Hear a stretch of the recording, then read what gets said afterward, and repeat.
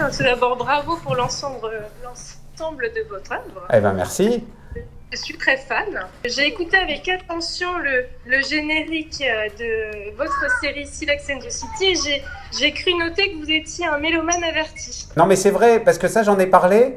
Tous mes génériques, en fait, c'est moi le principe de Silex and the City, c'est que c'est assez familial et je fais jouer mon avocat, mon dentiste, la vendeuse du supermarché Bio c'est bon de mon quartier, la babysitteuse de mes enfants et le générique et la musique en général de mes dessins animés, c'est un de mes frères, Antoine Bergeau, qui compose.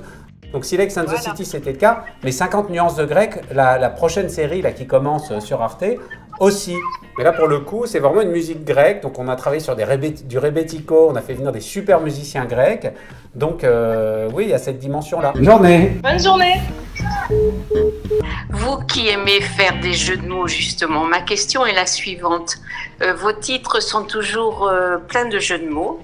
Et à quand une prochaine BD avec pour titre, peut-être, je vous suggère, j'ose, les Pegno d'Agen, sans vouloir les offenser. Oui, non, mais si on reste dans Silex and the City, on pourrait faire les Pruno Sapiens aussi, d'Agen. Mais, possible aussi.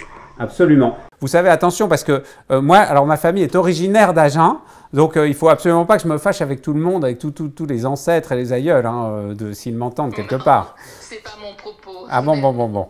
Mais c'est vrai que, vous avez remarqué, c'est un peu ma marque de fabrique, mais quand c'est des titres à moi, pas quand je fais Lucky Luke, mais quand je fais mes albums à moi, je parodie des espèces de grands monuments de la culture, soit de la culture classique, soit de la culture populaire. Alors ça peut être des séries télé, des slogans, mais il y a par exemple alors il y a eu Silex and the City, La planète des sages, Platon la gaffe, vous proposez plein de titres comme ça un peu marrants. Très souvent les titres viennent même avant les séries. Bon voilà, c'était ma question. Eh bien merci Au revoir, beaucoup. bonne journée. Bonne journée. Et je veux savoir, c'est quoi le plus dur entre dessiner et parler chinois? Alors en fait, il y a un point commun entre les deux, c'est que ça prend beaucoup de temps. C'est-à-dire qu'une des caractéristiques de la langue chinoise, c'est que c'est pas si difficile que ça à apprendre, mais ça prend du temps. Il y avait Wolinski, cet immense dessinateur de presse que j'ai bien connu, qui lui avait coutume de dire, voilà, pour faire un dessinateur, il faut 10 ans. Pendant 10 ans, dessiner tous les jours et que ce soit vraiment quelque chose d'intense. Et au bout de 10 ans, on a trouvé quelque chose qui nous ressemble. D'accord. Merci beaucoup. Eh bien, merci beaucoup. Moi, je voulais savoir, vous travaillez sur 2 registres différents, Silex and the City et Lucky Luke, et je voulais savoir comment vous arriviez à jongler et à trouver l'inspiration entre ces 2 BD. Alors, le principe, c'est que Silex and the City, c'est vraiment une façon de transposer l'actualité et le monde qui nous entoure avec ce petit prisme préhistorique. Donc, on est en 40 000 avant Jésus-Christ. Et finalement, tout ce qui arrive, par exemple, il y a eu la démission de Nicolas Hulot.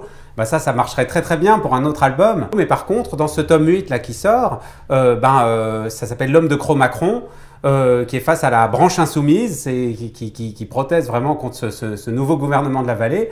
Et ça permet de mettre en écho tout ce qui existe. Donc dans Lucky Luke, je ne m'interdis pas vraiment des thèmes, c'est plutôt la façon d'avancer les choses. C'est un peu moins référentiel, un peu moins dense, parce qu'il y a aussi de l'aventure, des attaques de cow-boys et d'indiens. Eh ben merci, vous êtes au bureau là? Oui, là je suis au bureau. Attention, vous allez vous faire griller là. Écoutez, bonne journée, merci.